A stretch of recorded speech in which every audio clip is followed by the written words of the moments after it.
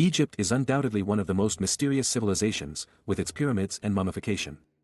Understanding Egyptian ancient history requires a basic understanding of the Egyptian pantheon of gods and goddesses.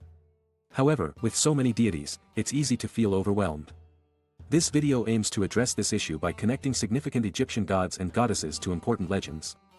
Specifically, I will delve into 3 stories and highlight the major gods and goddesses involved. These stories include the creation of the world and the perpetual cycle of day and night, which will focus on the god Ra, the conflict between Osiris, Isis, and Horus against Set, and the weighing of the heart ceremony featuring the gods Anubis, Ma'at, and Thoth.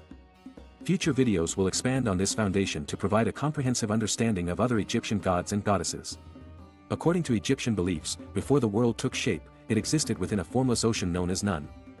From this ocean, a sacred mound called the Benben emerged, symbolizing hope and illumination.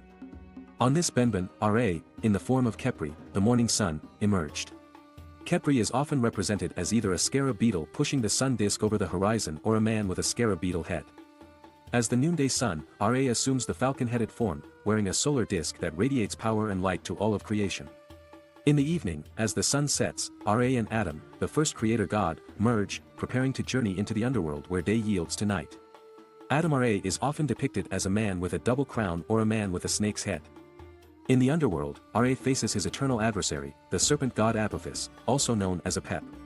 Apophis represents darkness, chaos, and destruction, seeking to devour Ra and plunge the world into eternal darkness. Fortunately, Ra, often with the assistance of other gods and goddesses, manages to overcome Apophis, ensuring the constant renewal of the day. Ra is revered as the sun god, ruler of the heavens, and the first king of Egypt. His great-grandson is Osiris, who would become the king, setting the stage for the next story in this video. The conflict between Osiris, Isis, and Horus against Set is a central tale in ancient Egyptian mythology. Osiris ruled over Egypt as a wise and benevolent king. As the god of fertility and agriculture, he brought prosperity to his people. However, Set, his brother, associated with chaos, storms, disruption, and violence, grew increasingly jealous of Osiris's success and plotted to dispose of him. Set devised a cunning plan during a banquet. He presented a beautifully crafted coffin, declaring that whoever fit perfectly inside it would receive it as a gift. Unbeknownst to Osiris, Set had crafted the coffin to fit him precisely.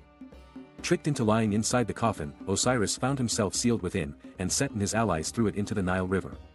The currents carried the coffin to the land of Byblos, a city in current-day Lebanon, where it became ensnared in the roots of a tree.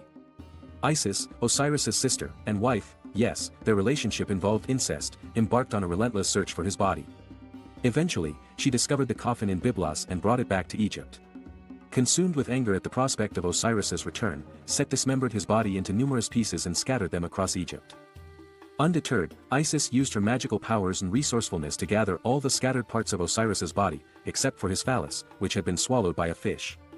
Through her extraordinary efforts, she managed to resurrect Osiris temporarily, employing the ancient art of mummification. This resurrection of Osiris and the subsequent practices of mummification in Egypt were deeply influenced by this myth, as people hoped to be revived like Osiris in the afterlife. Despite the absence of Osiris's phallus, Isis miraculously conceived a child with him, giving birth to their son, Horus. Isis, in addition to her roles as a goddess of magic, healing, and wisdom, became associated with motherhood.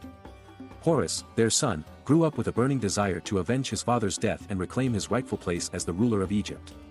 Horus engaged in multiple battles and confrontations with Set over the years. While the details of their fights are extensive and beyond the scope of this video, they will be covered in a future installment, offering an opportunity to explore other gods and goddesses. In the end, Horus emerged victorious and ascended to the throne of Egypt. This significant victory solidified Horus's association as a god of divine kingship, protection, and war. It is crucial to understand the significance of this story. The pharaohs, as the rulers of Egypt, claimed their lineage as descendants of Horus. This lineage bestowed upon them the title of Living Horus, signifying their connection to the divine essence and their inheritance of Horus's wisdom and qualities. This mythology hence served to legitimize the rule of the pharaohs, establishing their divine right to govern.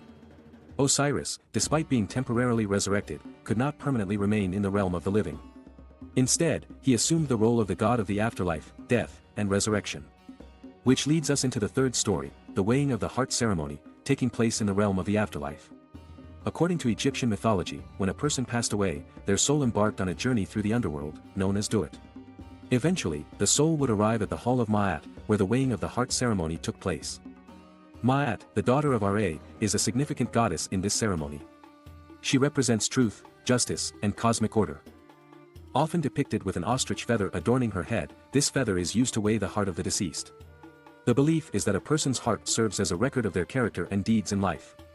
During the ceremony, the deceased's heart is weighed against the feather of Ma'at using a scale. Anubis, the jackal-headed god, commonly serves as the protector and guide of the deceased in the underworld. It is his responsibility to oversee the weighing process. However, in some depictions, Osiris assumes the role of overseeing the ceremony instead of Anubis. Osiris is often portrayed as the supreme judge and king of the underworld, in contrast to Anubis, who is more closely associated with the process of mummification and guiding the deceased through the afterlife. Thoth, the ibis-headed deity of knowledge, writing, and wisdom, plays a vital role as the scribe during the weighing. He meticulously records and documents the findings of the ceremony, ensuring accuracy and fairness. If a person's heart is found to be lighter than Ma'at's feather, it signifies that they have led a moral and upright life. In such cases, the soul is granted entry into the Egyptian paradise, often referred to as the Field of Reeds, where they can enjoy eternal bliss. However, if the heart is heavier than the feather, it indicates that the individual has committed sins and transgressions throughout their earthly existence. In such instances, Ammit, a fearsome creature with the head of a crocodile, the body of a lion, and the hindquarters of a hippopotamus, is entrusted with the task of devouring the hearts of those who fail the test.